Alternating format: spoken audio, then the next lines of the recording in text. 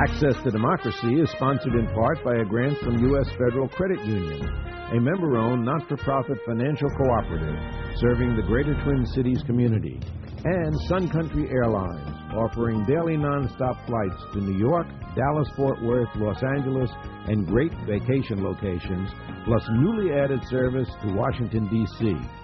Visit suncountry.com.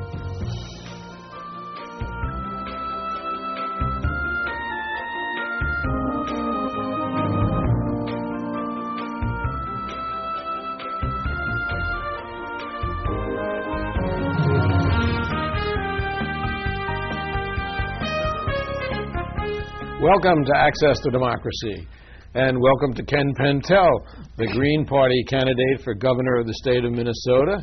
Ken has been here before in that capacity, and he's been with us as an environmentalist on other occasions, and a dedicated Green Party devotee and advocate of a healthy environment, which, as we look around, is going down the tubes rapidly. Welcome back. Thank you, Alan. It's great to be here. Love it, love it. Now, you were just at Farm Fest with the other gubernatorial candidates, apparently the only scheduled debate, unfortunately, between now and the election. How did that go yesterday, and tell us some of the things that transpired? Well, I think, and there may be some debates after the primary, but yesterday, Redwood Falls, big, farming community or farming gathering, and I think it went okay. I think ultimately I was able, at least from my point of view and from people that were watching it, to distinguish our campaign. And my goals were to articulate a position that we need to localize our economies. We need to get away from the centralization. A lot of money is leaving rural areas over the last 40, 50 years. We've seen a lot of people run off the land, and my goals are to invest in local communities to make sure dollars recycle in those communities, specifically in areas of energy efficiency, renewable energy, local sustainable organic farming. Also, I want to go to a single-payer health care, which would help the state as a whole as well. There was about 200, 250 people there. My message was countering some of the more corporate big ag interests who hang out there at Farm Fest. So there was kind of some friction going on, but I think ultimately the crowd respected the fact that I was honest with them, and I also explained to them, we've seen the farm community run down over the last, like I mentioned, 40, 50 years, and one of the reasons is our democracy is not honest. And I told him I think it's time. The question, is it still a democracy? Very good question. That's a question that troubles me every day, in terms of the administration in Washington and how it trickles down to other administrations. Well, I think that, part of it is that we've created a system that tolerates people like George Bush as president and Tim Pawlenty as governor and so on. I think that the structure is the problem because it allows for certain interests to basically maintain exclusive control over what we supposedly call a democracy. And so that's a big problem. And so I told the group yesterday, I said, why isn't there a Farmers Party by now? Why isn't there a Labor Party? Why don't we be honest about the situation? Well, there is a DFL party. No, but the point is that the Farmer Labor Party, when it was a third party, had leverage in the state back in the 30s and early 40s. But as soon as they joined in with the Democratic Party, everybody can see what's happened to farmers and laborers ever since. It's been a slippery slope. And especially in the most recent past, we've seen both the Republicans, who've been horrendous in its effect on the health of rural economies and our strength in growing food in a way that maintains people on the land. And then we've also seen the Democrats go along with these trade agreements, North American Free Trade Agreement, General Agreement on Trade and Tariff, WTO. These are corporate trade agreements. CAFTA. They gut local economies, not only here but around the world, and then they send money out through flight of capital. What I was saying is that we need to unweave from these trade agreements, reward our economic system to localize our dollars in a sustainable economic practices, so we take care of the water, air, soil, habitats. And if farmers do that, they grow sustainably, locally, organically, then we will not charge them any property taxes. in the state of Minnesota, because we need people on the land who know how to grow our food locally as a security issue. Well, property taxes for farms have gone up in the last 4 years, just the same as property taxes have gone up in the suburbs and every place else. The difference is that the farms have not been able to sustain it to a large degree. Farms are going bankrupt or going out of business regularly, and the small farmer is being just erased by these huge corporate farms. Exactly, and that's a security issue, because any society that doesn't know how to grow its food and cannot provide its food locally puts itself at high risk, and that's what I'm trying to avoid. That's why I want to be governor. I want to be governor to start protecting the state, protecting it food and energy, so we have it sustainable locally. That's important. The other thing, of course, is I'm talking about the farmers. Why do they tolerate, and why does anybody in our society tolerate not having single-payer health care, universal coverage for everybody? Why is that? Because the structural system is not allowing us to translate our desires. Because lobbyists, several thousand of them, spend millions of dollars to perpetuate a system that sees that executives walk out, and I raised this with Governor Pawlenty a couple of weeks ago, with $1.6 billion windfalls. Well, he said they don't really sell health care, and they're not in this state. I said, well, they live in this state, and their offices are in this state. I don't think that anybody should be walking out with millions of dollars in administrative or executive costs for health care when every other really democracy around the world functions with single payer. That's right. And the thing is that it's real simple. You're born with a health card. You go into the doctor, you go into the hospital, you get done with the procedure, they swipe your card, the bill goes to the state pays the doctor or the hospital. You don't see the paperwork. It's clean, it's simple. They work off of a menu with set fees. Medicare. That's it. Medicare for everybody. That's it. It should have been done. President Truman called for it. General Eisenhower called for it. And now 50-plus years later, we still don't have it. Exactly what you said. Centralized money interferes in the people's... What we want is a democracy. The democracy is supposed to reflect the will of the people. Right now, it's reflecting the will of the moneyed interests, and they're interfering decade in and decade out. And so Minnesota, in 2004, per capita, was number one in the country in the amount of money spent lobbying of any state. Over $42 million was spent lobbying in the state of Minnesota. Last year, $54 million in 2005. So it keeps going up and up and up and up. And the public is not either aware of it, or they become just cynical and jaded about it and give up on the system. And there's huge consequences when you give up, because there are central moneyed interests who fill the vacuum. And so you and I get stuck with bad policy. And I've heard so many of my students say to me in college, when I urge them to register and vote, what does my vote mean?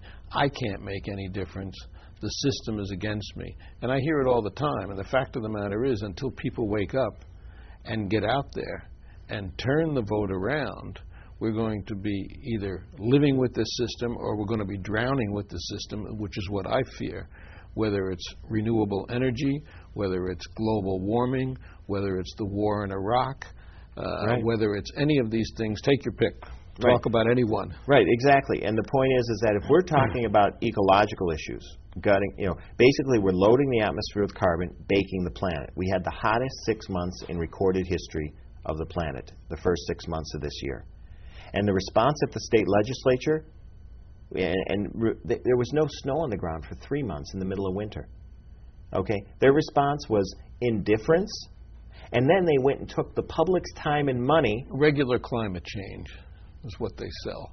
Yeah. The fact that the ice caps are melting, the fact that the oceans are rising, the fact that we had more hurricanes last year than we have had in, I think, decades, they say is just regular climate change? Some people do that because of the moneyed interests who dominate our political system.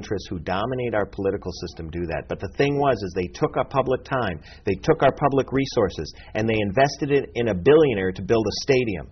This is dysfunctional. This is misguided.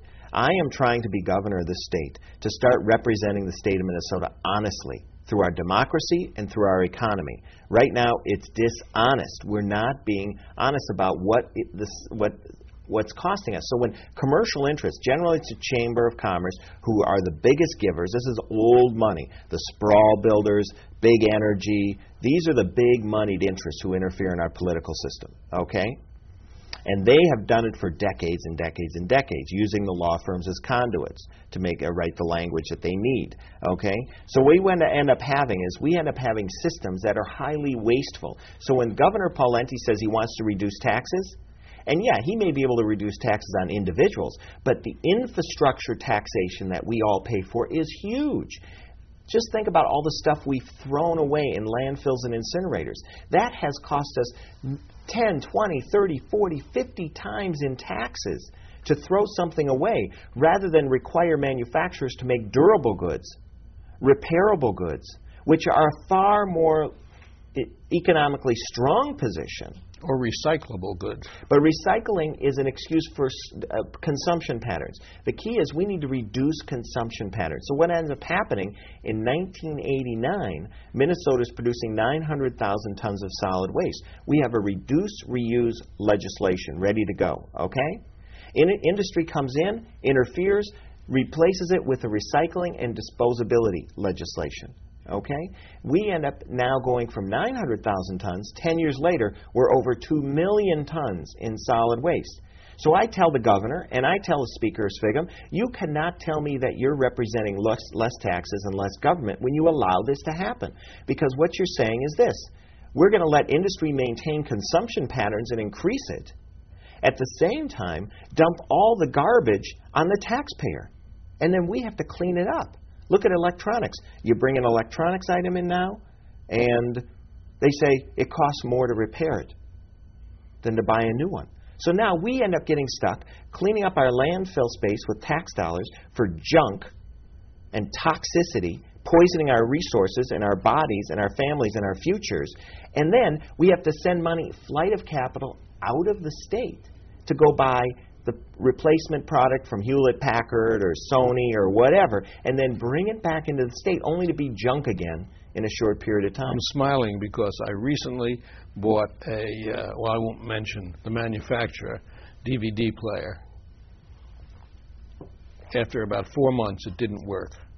I took it to be repaired, and because the 90-day warranty was up, I took it to be repaired, and I was told, forget about it, junk it, go buy a new one, which is what I did, which is exactly what you're saying. Exactly, and this is the dishonesty of the Republican Party. The dishonesty of the Republican Party is this: they want to reduce taxes and less government, but they're not talking about the infrastructure costs, energy alone. We know from the point of production to the point of use, we are losing over 60 to 70% of our energy in just waste.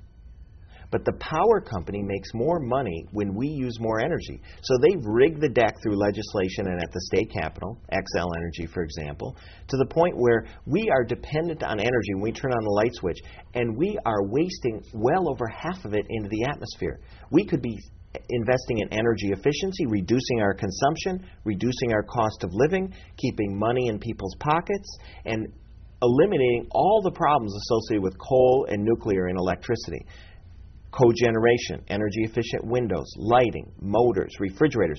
My administration, How about Pentel, wind energy, which we have talked about on this program? But first, Alan, we've got to focus on saved energy. It must be energy efficiency up front. Then we'll add the capacity. Then we'll add the wind. We'll add the solar. We'll add the geothermal. That's fine. But first, we have to have an economic system that's honest. We reward for healing the earth. We reward for restoring the earth. So all reward systems in taxation in the Pentel Proventure, my running mate is Deneen Proventure from Mound. She's fantastic. All reward systems lead towards sustaining on planet Earth, living within our means. That's one of my goals. Same thing with the farmers, same thing with the repairable goods over the disposable goods. We reward for living in balance in the Earth. And if we start going to energy efficiency and providing our own fuels locally, then we need no longer interfere in other parts of the world, which creates war and havoc that we are now involved in, and death and dying that's going on, and ecological collapse in our dependency in oil, for example. If I reward for pedestrian planning, bicycle planning, trains in our state, rather than the continued dependency on the automobile, which is killing us, literally killing the Earth. We're baking the planet with our auto dependency, and the public is born into these planning traps, basically is what they are. They're There's planning a new traps. book out called What Happened to the Electric Car?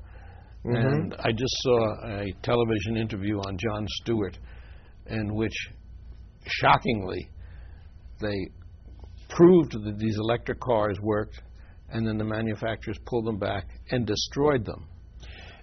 Alan, we've known for 50, 60, 70 years, cars that could run at 100-plus miles per gallon, so on and so forth. We've known this. The point is that the economic system rewards for consumption's sake. Consume infinitely. Well, we can't do that on a finite resource base. So the auto industry, the oil industry, and so on, they come out with their new models each year, rather than durable transportation, other transportation. They've got us going to the pump every week instead of every 5 or 6 weeks. You know, things like that, because they want us consuming now, quickly. It's like disposability. You throw something away, you got to go buy something new, instead of having durability. So these are highly costly and taxing, and also what it does is it sets us up every day, the way we live our lives, stealing from future generations. We are taking from their resource base, and we are leaving them poisons, as well as we are altering the atmosphere. We're baking the planet. We're heating it up. And we're leaving them with those problems. Nuclear waste. This is unethical. This is immoral. And I think Minnesotans know better. And that's why I want to be governor. Governor Pawlenty, Mike Hatch, Peter Hutchinson, nice people. But they are not honest with what we need to do to deal with this situation. I'm here prepared to be honest with the people of Minnesota, but they then have to be honest with their vote. They have to be honest with their participation in the system. It's not just about Ken Pentel and Deneen being held responsible for everything. It's about us as a culture. How long are we going to tolerate doing this damage to our only beautiful planet we can live on in the universe? How long are we going to stress out our local economies and our local communities and tolerate it? We need to come together. We need to restore our communities, restore our ecology. That's what I offer. No other candidate comes close, but now it's time for the public to step up and be honest. Is the public ready for the Green Party? Yeah. Do you think that the public is ready? I think people are ready. We hear all the time, a vote for you or a vote for Hutchinson is taking away a vote for Hatch. Well, that's part of the dishonesty in the system. For example, the public is told, don't waste your vote, don't be a spoiler. There's a way out of it. It's called instant runoff voting. Instant runoff voting was just not even a thought in most people's brains when the Green Party started talking about it. And remember, there are Greens running throughout the state. We've got Dave Berger running for auditor as a Green Party candidate, Papa John Kolstad running as Attorney General, Michael Kaplan running for U.S. Senate. We've got Jesse Mortensen running in St. Paul in 64A. Jesse has been here, yes. And we've got Julie Risser running in Senate District 41 in Edina. So we've got Green Party candidates throughout the state. So people have a chance to vote Green. Are the public ready? The public's ready if they know that the voices that are out there are representing their values. The key is lining up your values. You want single payer? Vote for candidates that support single payer universal coverage for them and their children. You want sustainable energy and efficiency and renewability? Vote for energy efficiency and renewability. You want to make sure that we invest in our housing and our education systems in a way that embraces people and heals our communities? Then vote for people that are putting those policies forward, like the Green Party. But the key is the electoral structure is not honest. People are told to vote. And we want to move towards instant runoff voting. So you go in the booth and you rank your favorite candidates. And if your first choice doesn't win, your second choice may win, or your third choice. But what it does, it allows you to vote exactly how you feel instant runoff voting. And people can go to fairvote.org. That's fairvote.org or fairvotemn.org and check out these methods. So what happens is that... the two major parties, of course, oppose this. Well, not necessarily. The Democratic Party now in Minneapolis has passed for instant runoff 11-1 on the city council to be on the ballot in November. This is how successful Greens are when we run on ideas that are thoughtful, progressive, and more democratic. Instant runoff voting is now being discussed in Hopkins seriously. Bemidji, the Star Tribune 4 weeks ago, put it as their lead editorial in the Sunday paper as go for instant runoff voting. It's a more honest electoral system, and it allows for a majority of the people to pick their governor, their president, their mayor, whatever. I've always felt that instant runoff was really a logical solution to where we are. But how do you fight, for instance, the money that's going to go into the gubernatorial campaign now? How do you get your message out when you're fighting really multi-millions of dollars that are going to be dumped into the gubernatorial campaign? Well, I think part of it is what we're doing right now. We're supporting and encouraging cable access. It's a very important part of the commons, basically, where the general public can participate in utilizing the media to express their values in where it's not being expressed right now in the commercial areas of media. The commercial industry locks out anyone who says we need to reduce consumption and live in balance on planet Earth. Generally, we're not hearing what we need to hear the last 50, 60 years on television, radio, and newspapers. Because advertising keeps them running. Exactly. Consumption for consumption's sake. Just keep people wanting. That's why a bill recently passed the House of Representatives, which would in fact take away the funding that we get in cable access, would reduce it by 80%. In fact, there's now a bill in the Senate. We're hopeful that the bill will fail in the Senate so that nothing will happen. But if the House version became law, we wouldn't be here. This place would be closed down. And that is a crime against democracy. That is a crime against the citizenry. The citizenry better start rising up. We are seeing the commons, our water, air, soil, and habitat, the common airwaves, television and radio, being privatized to the point where the general public is squeezed out and the health of our society is limited and deteriorating. What I wanted to bring up about democracy was we need to be honest, not only remove central money from the system so the system can breathe and the people can be reflected rather than the corporate money, but also we need to end instant runoff voting, which is a more honest voting system, but proportional systems. If the Democratic Party was honestly democratic, it would be about 4 or 5 political parties. It would be reflecting honestly the values within the Big Ten in the electoral arena. There'd be a farmers' party, there'd be a labor party, there'd be a teachers' party, there'd be a green-type party. There'd be more honest parties reflecting people. The Republicans would be about 3 or 4 political parties. A libertarian streak, the commercial streak, the more local conservative economic streak, whatever. The point is this. When the public goes in the booth and their party gets 10% of the vote in the legislature, then they get 10% of the seats in the legislature. As is the case in other countries. Every other democracy in the world uses proportional systems. Every other emerging new democracy has picked proportional systems. It's an honest system. Right now, we're all being funneled into a centralized, commercial, corporate, militaristic political system. And it's killing the earth, literally. And the public is not given options to heal. It's killing a lot of people and also. People, exactly. Look at Iraq. And I have sat here and jousted with our congressional representative when I opposed the war. And he knew things that I don't know or didn't know. Well, the things I didn't know turned out to be false. The war has been a disaster to our economy, to the world, to world opinion, to thousands of lives and perhaps 100,000 Iraqi lives. I just can't countenance the impact that has had on us and on the world. It is. It's sad. It's not unlike many other wars that have been based on a lie, basically. I mean, the Gulf of Tonkin, was a reason we got heavily into Vietnam. There's a lot of deception and propaganda. Generally, wars are based upon either controlling a region or getting access to their raw materials or cheap labor or whatever they're looking for, commercial interests, especially from the United States. Remember, the United States is producing 50% of the world's military hardware. We are in over 150 countries the United States is involved in. General Eisenhower warned us against this. And what's happened is that war is a business. The military-industrial complex that he talked about in the 50s, which have come back to haunt us, the shells that are being fired at us in Iraq, which actually Donald Rumsfeld arranged to have sold to them in the 80s.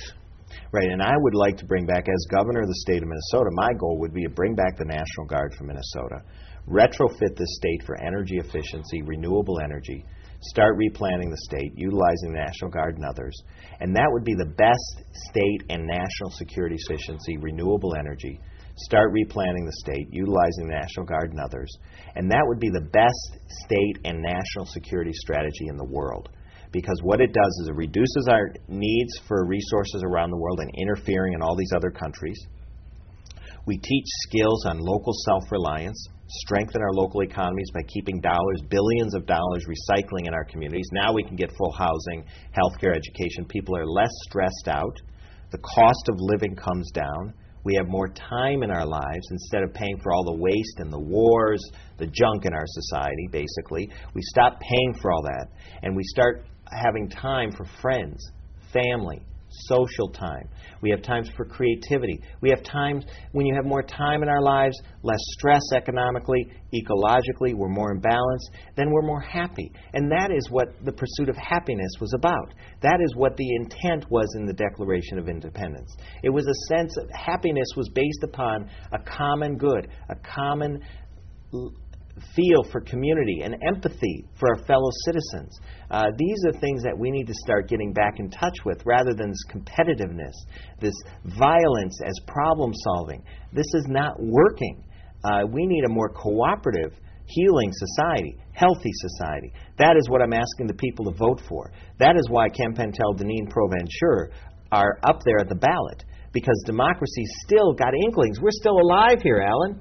We still got crumbs out there. And the Green Party is trying to turn that little bit into a big cake for the public, a beautiful opportunity. And that's what we're here to offer. And the public, though, has to be honest about that. If they want these things, if the public claims they want this, then they cannot live in fear of, something. They've got to live in hope of a better world. And that's what every vote is like a pebble in a pond. It creates a ripple effect. So your vote does count in that respect. And if the Green Party gets 2 to 5% of the vote, we can swing an election. Now we have leverage. Now the dominant parties have to ask, where are those votes coming from? What is the candidate saying? They now have to deal with what we're saying. That is the success. And we have to deal with the time running out. Ken Pentel, candidate for governor of the Green Party. Always a pleasure and always an education to have you here. Thank you Love your intensity and your sincerity. Oh, I appreciate it. Thank you, Alan. It's wonderful.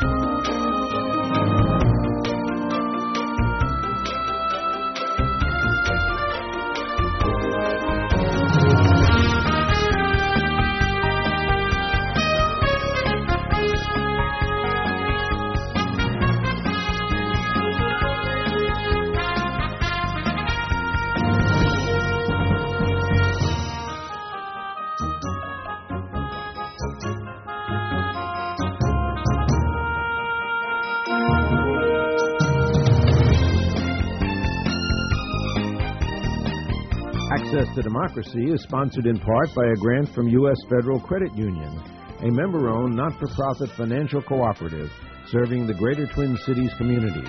And Sun Country Airlines, offering daily nonstop flights to New York, Dallas-Fort Worth, Los Angeles, and great vacation locations, plus newly added service to Washington, D.C. Visit suncountry.com.